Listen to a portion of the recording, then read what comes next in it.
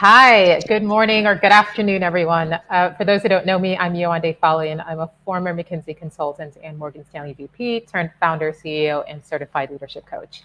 And every Wednesday, I come live and talk about a topic that is pertinent to leadership development and really sharing with you the things that really differentiate the executive level leadership and legacy level leadership from kind of what a lot of us do day to day. And I'm going to dive straight in because today I'm talking about one of my favorite topics, which is performance, and specifically how you can perform in business, right? Whether in your career, in your business, if you are founding or starting it up, in your department, doesn't really matter, but in professional setting, just like an elite athlete, okay? And I'm going to start straight off with a really simple formula that you can remember, which is critical, and it's what I teach my clients, either private or in our group program.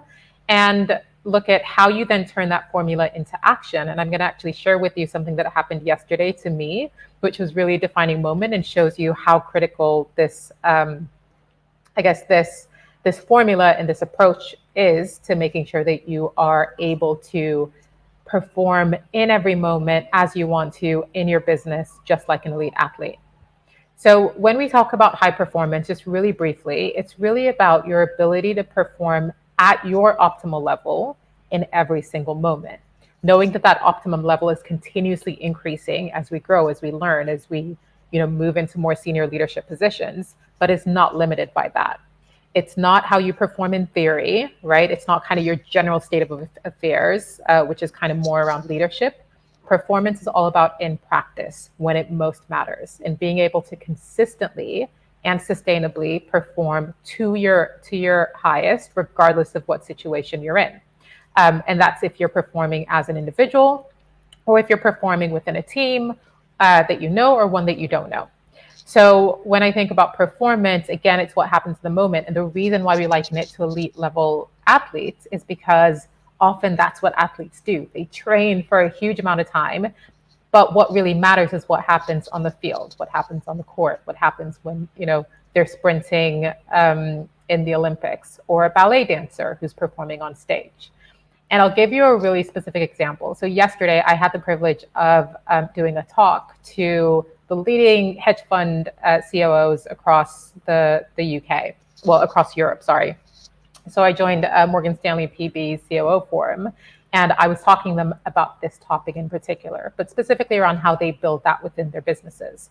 And we'd had a setup last week where I got with the IT guys. We made sure that Zoom was working, made sure they could hear me, made sure that they could see me. And we were all good to go. And then literally 2 minutes before we started, someone said, "I can't really hear you that well. And hopefully you guys can hear me today, but if you can't, just turn up the volume." But in that moment, it was like, oh no, there's something wrong with my microphone. And I always use this mic. There's usually not an issue. And so what happened in that moment was my mind potentially went down the track, which sometimes it can go down, right, when you're under pressure, which is, oh, shoot, why didn't we prepare more? Why didn't we test a little bit more? Why didn't I check that my microphone was okay? Oh, this is so frustrating. The tech guys should have pointed this out. I can't believe that they don't have a better solution. Oh my gosh, the whole speech and the whole talk is going to be completely ruined, right? That's one way. I could have chosen to go down that way, but then I decided to go back to what it is that I teach or I coach my clients on, right? Individually as well as in a group, and the methods that I use to stay on form in terms of performance. And I'll share that with you in a little bit. But ultimately, to not to spoil the story, but we found a solution out. But I'll share that with you.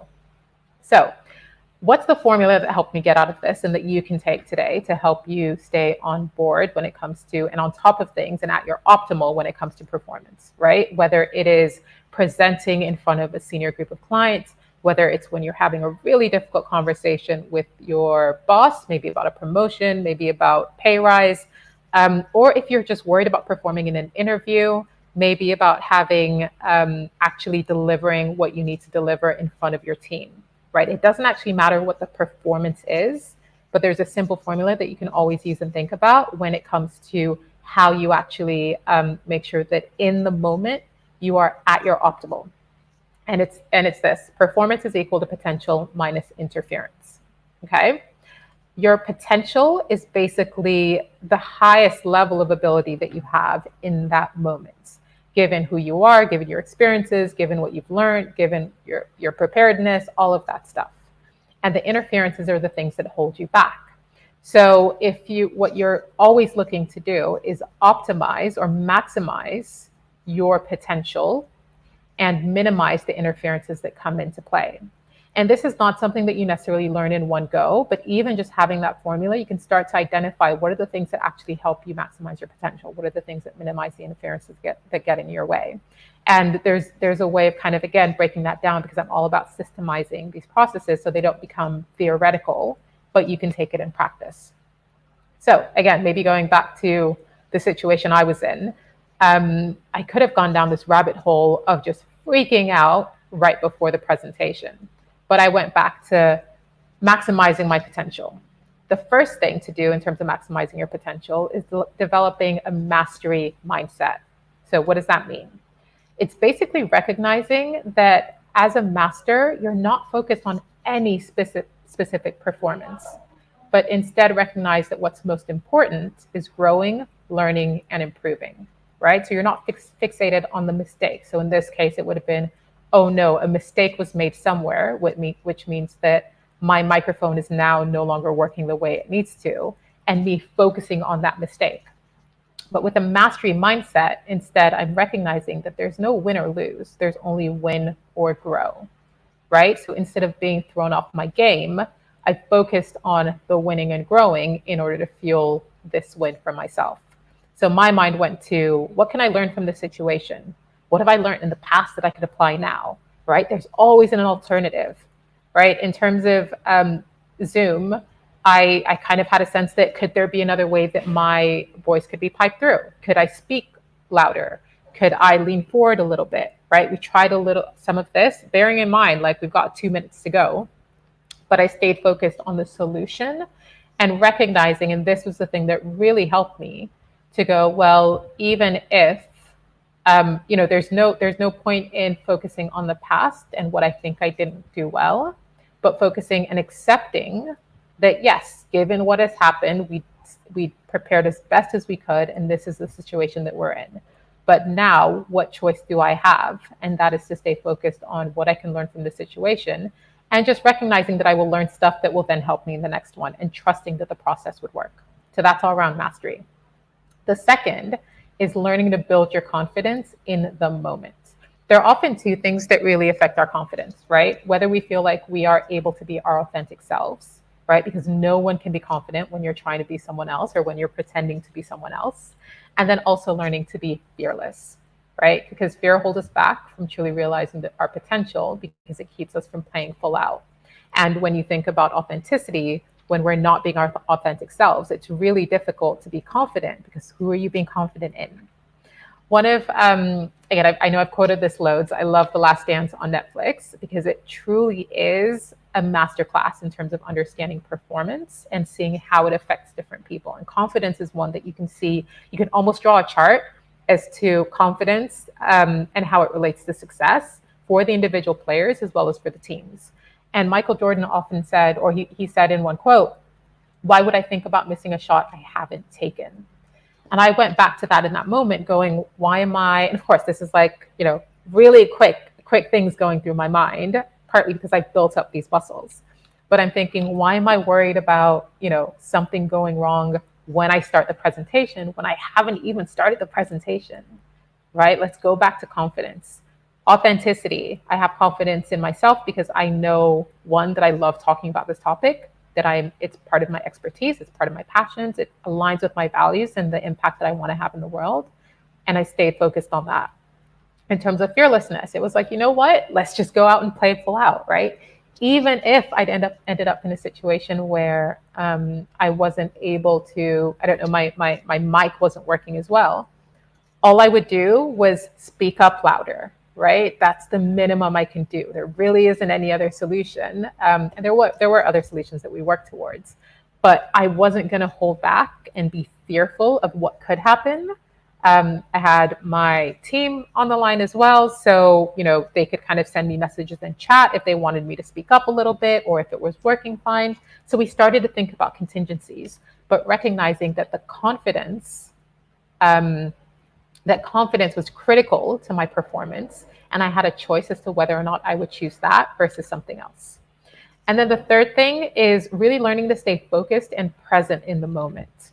And this is really related to the mastery mindset as well as confidence, right? I often think about it in terms of like, where is your mind?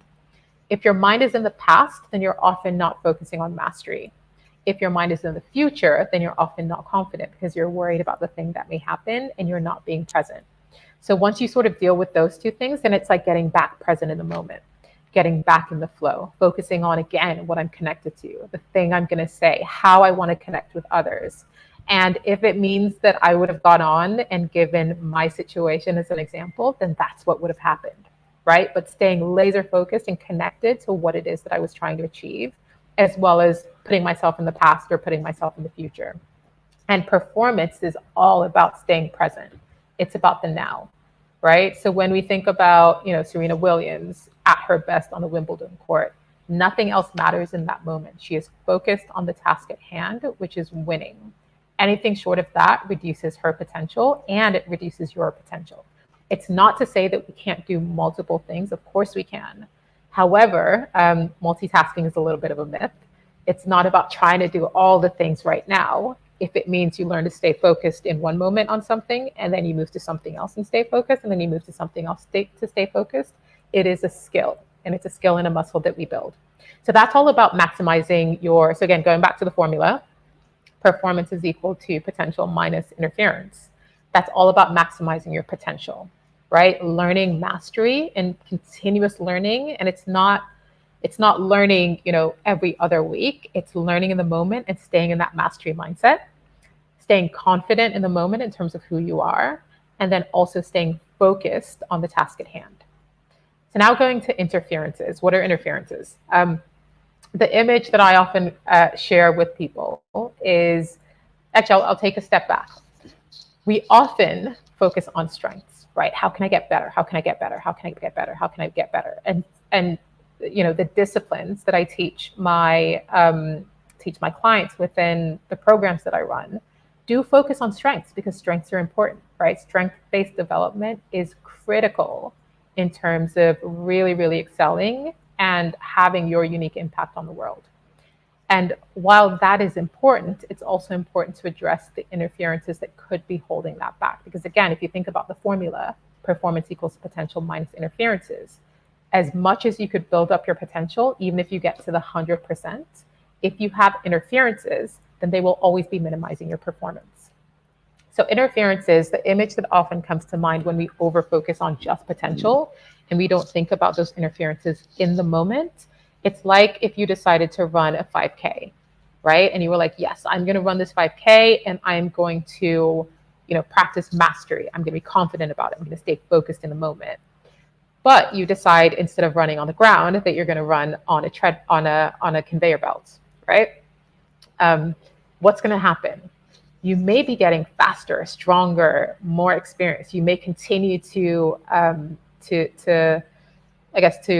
exercise those muscles of mastery, confidence, and focus, and be great at that. But if you're running on a conveyor belt, there's always something pulling you back, and you will never get to that full performance that you could, i.e., whether it's like breaking your record and getting to doing the 5K as quickly as possible. You will always be held back from that. And that's something to think about when it comes to interferences.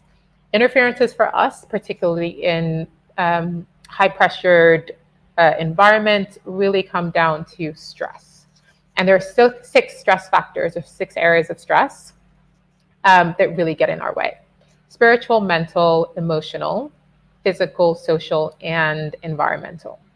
I won't go into those in too much detail because I've got lots of resources if that's something that you're interested in. If so, DM me so that I know when I can send that through, or put a comment within this